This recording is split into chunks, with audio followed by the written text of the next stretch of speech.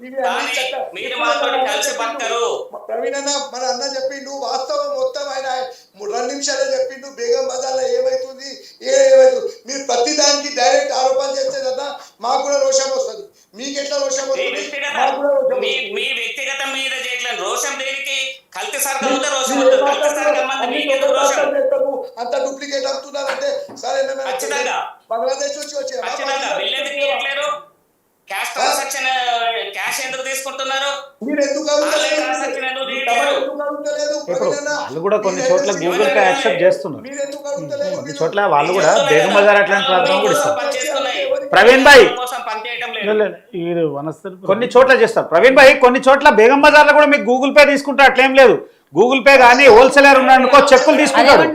Wholesale అంటే చెక్కులు కూడా తీసుకుంటారు, అట్లేం లేదు. అట్లాంటి గూగుల్ పే అవి తీసుకుంటారు. నకిలీ మాల్ అమ్మేవాళ్ళు అంటే ఇప్పుడు అందరిని తప్పు పట్టలేము. నేనేమంటున్నా, అందరిని తప్పు పట్టలేము. అయితే ఎక్కువ శాతం ఆడ క్యాష్ ట్రాన్సాక్షన్ జరుగుతాయి, అది మాత్రం ఒప్పుకుంటా. ప్రవీణ్ గారు కూడా అదే అంటున్నారు, అందరినీ తప్పు పట్టట్లేదు, మాక్సిమం ఉన్నారు అంటున్నారు, ఎక్కువ శాతం ఉన్నారు. అవును, దాన్ని ఒప్పుకుంటా. నేను ఉత్పత్తి రంగంలో ఉన్నప్పుడు అవకాశాలు ఎక్కువనే వాళ్ళకి. వాళ్ళే ఉంటారు. ఒక్కసారి వీళ్ళందరూ కుమ్మక్కై మ్యానుఫ్యాక్చరింగ్ కంపెనీ కంటే ఒక 100 కోట్ల మాల్ లిఫ్ట్ చేసి ప్రవీణ్ భాయ్ తెలంగాణ వ్యాపారాలను దెబ్బ కొడుతున్నారు. जिग्नेश भाई मैं 1 मिनट बोलो, मैं बोलता ठहरो उनको 1 मिनट అన్న. అవకాశం ఎట్లుంది చెప్పను, అవే వాళ్ళ క్రెడిట్ బిజినెస్ ఎక్కువ ఉంటుంది అన్న, అట్లా కలిసి వచ్చే అంశం ఎక్కువ ఉంటుంది. వాళ్ళ క్రెడిట్ బిజినెస్ ఎక్కువ ఉంటుంది, అట్లా కలిసి వచ్చే అవకాశం ఎక్కువ ఉంది వాళ్ళకి. దానివల్లే ఇక్కడ వ్యాపారాలు దెబ్బతింటున్నాయి అంటున్నారు ప్రవీణ్ గారు.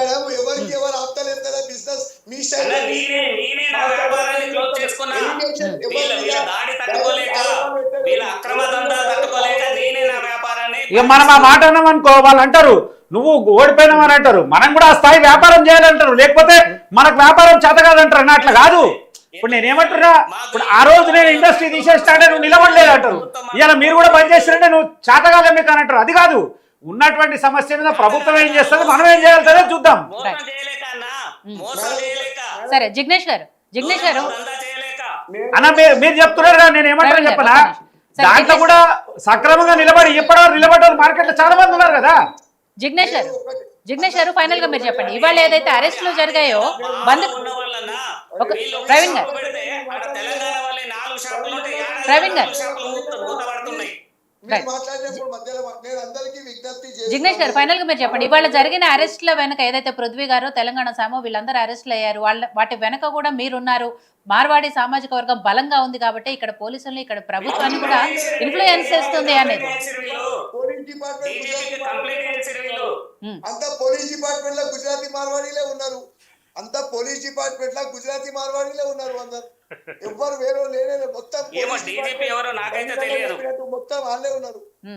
కంప్లైంట్ చేశారు కదా పోయి డీజీపీ గారికి. అరే చేస్తాం సార్, మీరు చేస్తారు.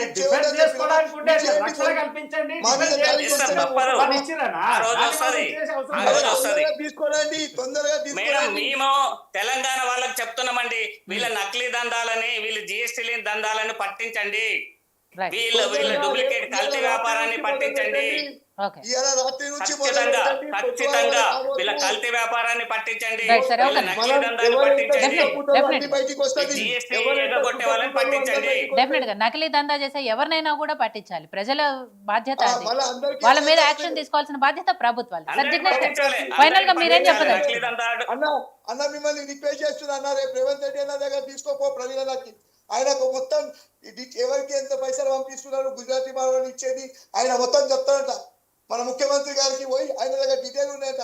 పోలీస్ డిపార్ట్మెంట్ ఎంత మామూలు అవుతున్నాయి, జిఎస్టీకి ఎంత అవుతున్నాయి.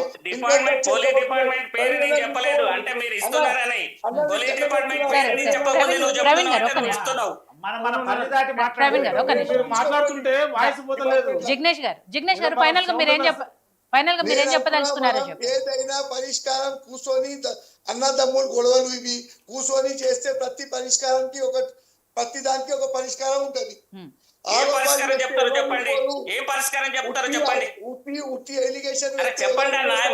మీరు చెప్పే పరిష్కారం ఏందో చెప్పండి.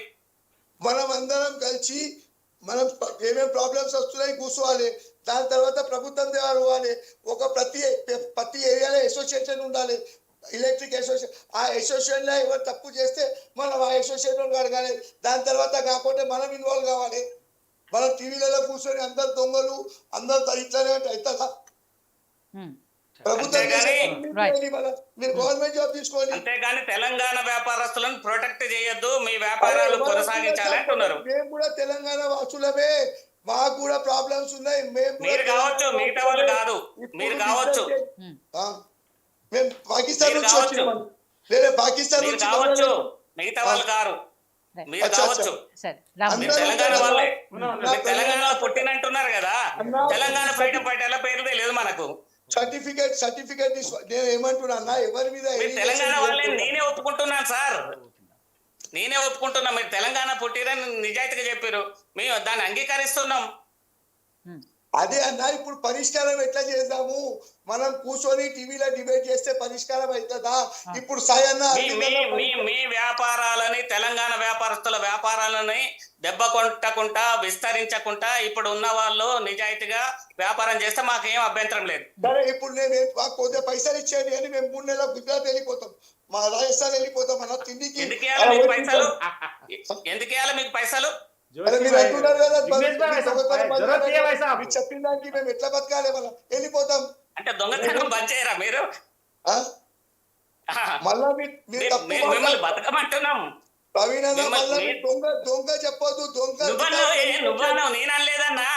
ఎందుకు ఇస్తామే పైసలు? దొంగలు ప్రతి ట్యాక్స్ రెచ్చగొట్టు గుజరాతీ మారవాళ్ళు అంటే మీరేం చేస్తున్నారు? 4 కోట్ల మంది తెలంగాణలో ఏం చేస్తున్నారు? చేస్తున్నాం, ఇక స్టార్ట్ అయినాం కదా. జిగ్నేష్ గారు ఒక రాములు గారు ఫైనల్ గా మీరేం చెప్పదలుచుకున్నారు? మేడం, పార్టీ పరంగా వస్తే కాంగ్రెస్ పార్టీ అధికారంలో ఉన్నది. సుదీర్ఘంగా 11 ఏళ్ళకెళ్ళి దేశంలో అధికారంలో బీజేపీ పార్టీ ఉంది. మరి పార్టీ పరంగా చూస్తే వాళ్ళు ఇక ఎవరైతే అన్యాయం గురి చేస్తుండ్రో వాటి మీద చర్యలు తప్పవు. అదొక అంశం. ఏది మనం మార్వాడి గో బ్యాక్ అనేది కాకుండా మార్వాడిలో ఉన్నటువంటి ఆర్థిక నేరస్తులు గో బ్యాక్, ఇదొక అంశం మీద మేమందరం కూడా కాంగ్రెస్ వాదులుగా మరి తెలంగాణ వాదులుగా మేము చెప్పే అంశం అదొకటి ఉంటుంది. మంచి ఉంటుంది చెడు సమాజంలో ప్రతి ఒకటండి. ఇప్పుడు ఏంటంటే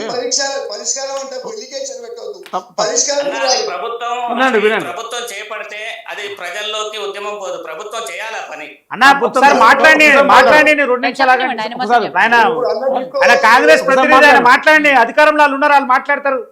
ఇప్పుడు వారు దేశంలో ఉన్నారు, మేము రాష్ట్రం ఒకటే రాష్ట్రం ఉంది. కానీ అయితే వాళ్ళు తప్పించుకోలేదు, మేము తప్పించుకోలేదు. కానీ ఒక అంశం ఏంటంటే ప్రవీణ్ అన్న, ఉద్యమకారుల జెండా ఒకటి తయారు చేసుకోవాలి, ఉద్యమకారుల ఆకాంక్షలు తయారు చేసుకోవాలి, ఉద్యమకారులకు సంబంధించినటువంటి విధి విధానంతో పోవాలి. ఇప్పుడు ప్రతి ఒక్కరిని గో బ్యాక్ అంటే మనం కూడా ఎవడో మనల్ని కూడా గో బ్యాక్ అంటాడు. మనం 1 ఏళ్ళు చూపిస్తాం, 4 ఏళ్ళు 10 ఏళ్ళు చూపిస్తాయి. ఒక అంశం సున్నితమైన అంశం ఇది. ఈ సున్నితమైన అంశాన్ని మనం సామరస్యంగా మాట్లాడుకుంటూ పోతే ఒక అంశం ఉంటుంది. ముఖ్యంగా సోదరులకు అలిగేషన్ వచ్చింది. అలిగేషన్ కాదు, 30-40 సంవత్సరాల నుంచి కూడా ఒక వ్యవస్థ ఉన్నారు. వాళ్ళు కల్తీ వ్యాపారం నడుపుతున్నారు. కొంతమంది ట్యాక్స్ కట్టలేరు, కొంతమంది జిఎస్టీ చేసలేదు, కొంతమంది మనీ చేంజ్ చేసిన తర్వాత గూగుల్ పే, ఫోన్పే వస్తున్నా కూడా కొంతమంది తీసుకుంటలేరు. ఇప్పుడు నేను ఒక అధికార పార్టీగా నాయకుడు కాకుండా ఒక సామాన్యంగా ఒక కస్టమర్ చెప్తే, మా దగ్గర వనస్థలిపురంలో గణేష్ ఎలక్ట్రికల్ ఉంటుంది. అతను ఏమిటంటే గూగుల్ పే, ఫోన్పే తీసుకోడు, ఎదురుగా 2 ATMలు ఉంటాయి, ఆడపోయి డబ్బు తీసుకురామంటాడు. అంటే ఈ వ్యవస్థ మారాలన్నది ఒక ఆలోచన. ఒక అలిగేషన్ వచ్చింది